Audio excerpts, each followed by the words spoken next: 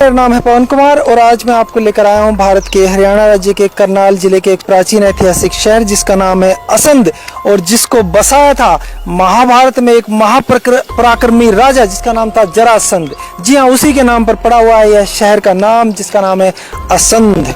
आज मैं आपको दिखाने लाया हूं यहाँ पर जरासंध के द्वारा बनवाया गया महाभारत के समय का किला।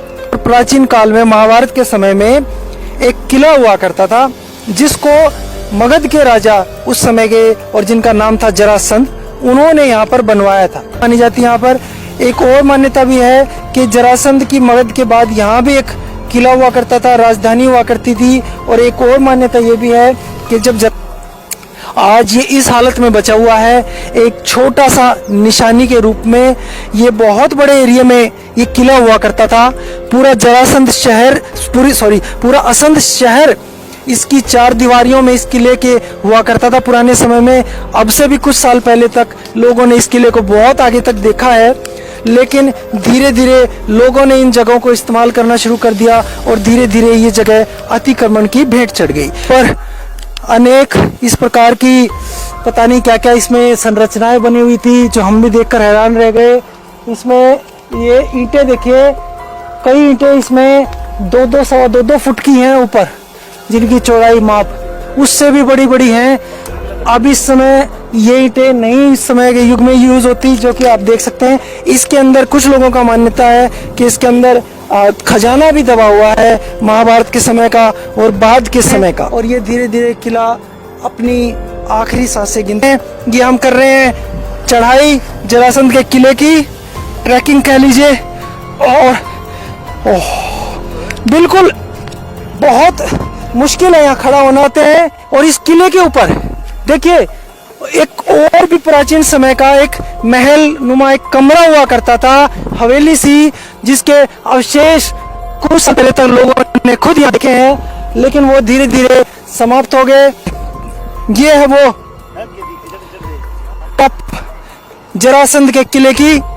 यहाँ से एक बार जरासंध का नगर असंध देख लीजिए, किला जरासंध का शहर, जरासंध का किला।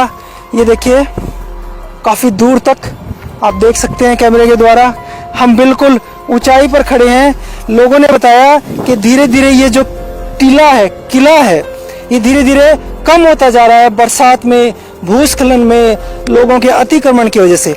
वरना यह जो इतनी ऊंचाई है ये इससे भी कई गुना ऊंचाई हुआ करती थी, लेकिन अब धीरे धीरे वक्त के साथ में ये करीब मुश्किल से हो सकता है 10 या 20% ऊंचा रह गया है। तो आप सोचकर देखिए ये कितना ऊंचा हुआ करता होगा। यहाँ पर पुराने समय में यहाँ पर देखिए पिलर हुआ करते थे, यहाँ पर मकान था, गुफा थी। यहाँ पर क्या था? गुफा थी यहाँ पर। रास्ता बंद हो गया भैया इसका। तो रास्ता बंद हो गया इसका, खोदा था हमने, बहुत खोदा था। आपने खोदा? खुद कहाँ तक कोशिश करी भैया इसमें खोदने की आपने? जितना में इतनी हाइट का तो खोद दिया था हमने। रास्ता निकलता चला गया? हाँ, रास्ता तो था। और ये संरचना बताती है चूने से बनी हुई है, चौकोर थी यहाँ पर, ये चूने से बना हुआ है। ये भी नया नहीं है, इससे भी पता लगता है कि ये संरचना अभी प्राचीन है। इस वो जगह जहाँ पर लोक मान्यता अनुसार बताया जाता है जरासंध का प्राचीन समय में किला था। कुछ लोग कहेंगे कि जरासंध तो मगध का राजा था। बिहार में जो जगह है, महाभारत के समय में भारतवर्ष इस तरह व्यवस्थित नहीं था जिस तरीके से आज दिखता है।